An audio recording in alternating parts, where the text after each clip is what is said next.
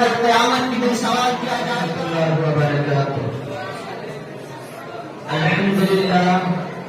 الحمدللہ کفى والسلام على عباده الذين اصطفى. اما بعد اعوذ بالله من الشيطان الرجيم. بسم الله الرحمن الرحيم.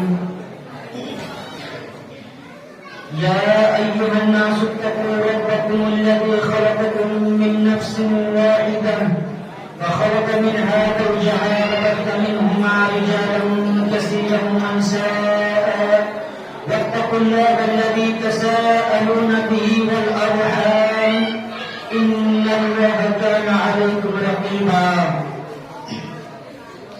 صدر محترم، حکم صاحبان، مشفق اساتذہ کرام اور میرے عزیز ساتھیوں، آج کے اس سالانہ انجمن میں منتخب کردہ عنوان ہے صلہ رحمی. محترم سامعین کرام، صلہ رحمی کہتے ہیں اپنی سارے رشتے داروں کے ساتھ حسن سلوک کرنا، عزت و توقیر کرنا، ان کی زیارت کرنا اور ان کو جن چیزوں کی حاجت و ضرورت ہو ان کو مہیا کرنے کے لیے حتی المقدور کوشش کرنا. صلہ رحمی کا مفہوم اسلام میں بہت وسیع ہے. مذہب اسلام ایک آفاقی دین ہے. اس مذہب کی خوبیاں و محاسن خود اس کے افضل و بہتر ہونے پر دلالت کرتی ہے. اسلامی تعلیمات پوری دنیا پر غالب کیوں ہے؟ اس لیے کہ اسلام اچھے اخلاق و کردار کا نام ہے، لوگوں کے ساتھ صلہ رحمی و خیر خواہی کرنے کا نام ہے. اسلام نے صلہ رحمی کی سخت تاکید کی ہے. مذہب اسلام کے علاوہ شاید کسی دوسرے مذہب میں اس طرح کی تعلیم ملی. اسلام نے روز اول سے ہی صلہ رحمی کی تعلیم دی ہے. جیسا کہ حضرت ابو سفیان رضی اللہ تعالیٰ نے دور کفر میں بھی اس کی برائی دشمنوں کے سامنے اعلان کی.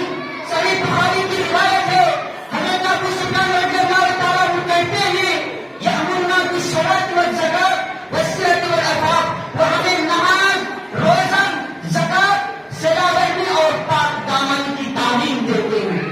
پہلی وحی جب نازل ہوئی رسول اکرم صلی اللہ علیہ وسلم گھبرائے اپنی رفیقہ حیات حضرت خدیجہ رضی اللہ تعالیٰ عنہ کے پاس آئے اور کہا لقد خشیت علی نفسی، مجھے اپنی جان کا خطرہ ہے. حضرت خدیجہ رضی اللہ تعالیٰ عنہ نے جواب دیا کلمہ واللہ ما یخزیک اللہ ابدا، ہرگز نہیں، اللہ تبارک و تعالیٰ آپ کو ضائع نہیں کرے گا. انک لتصل الرحم، اس لیے کہ آپ صلہ رحمی کرتے ہیں. صحیح بخاری ان دونوں حدیثوں میں صلہ رحمی کی تعلیم دی گئی ہے. ان دونوں حدیثوں میں اس بات کا تذکرہ کیا گیا ہے کہ اسلام نے روز اول سے صلہ رحمی کا حکم دیا ہے. معزز حاضرین، آئیے اب قرآن حدیث کی روشنی میں دیکھتے ہیں کہ اللہ کے نبی جناب محمد رسول اللہ صلی اللہ علیہ وسلم نے صلہ رحمی کے متعلق ہمیں کیا روشن تعلیمات دی ہے. سب سے پہلے ہم قرآن کے حوالے سے یہ جانتے ہیں کہ صلہ رحمی کے مطابق ہمیں قرآن نے کیا رہنمائی کیے، ہماری کیا رہنمائی کیے.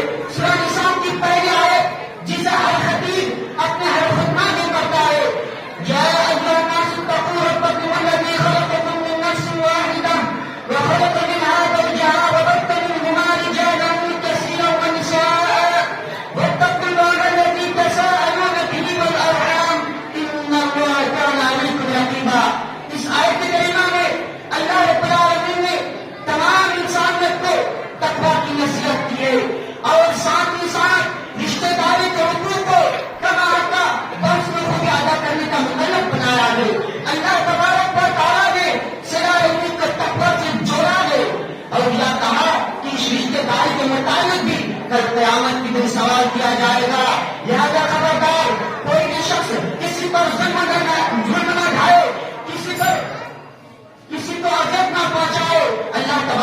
تعالیٰ دوسری جگہ فرماتا ہے وَالَّذِينَ يَنقُضُونَ عَهْدَ اللَّهِ مِن بَعْدِ مِيثَاقِهِ وَيَقْطَعُونَ مَا أَمَرَ اللَّهُ بِهِ أَن يُوصَلَ وَيُفْسِدُونَ فِي الْأَرْضِ أُولَٰئِكَ لَهُمُ اللَّعْنَةُ وَلَهُمْ سُوءُ الدَّارِ۔ جو لوگ اللہ کے عہد کو اس کی مضبوطی کے بعد توڑ دیتے ہیں اور جس چیز سے جوڑنے کا اللہ تبارک و تعالیٰ نے حکم دیا ہے وہ اسے توڑتے ہیں اور زمین میں فساد مچاتے ہیں، ان پر لعنت ہے اور ان کے لیے برا گھر ہے۔ بزرگوں اور دوستوں، ایک حدیث میں اللہ کے رسول صلی اللہ علیہ وسلم نے فرمایا لا يدخل الجنة قاطع، رشتے ناطے کو کاٹنے والا جنت میں داخل نہیں ہوگا۔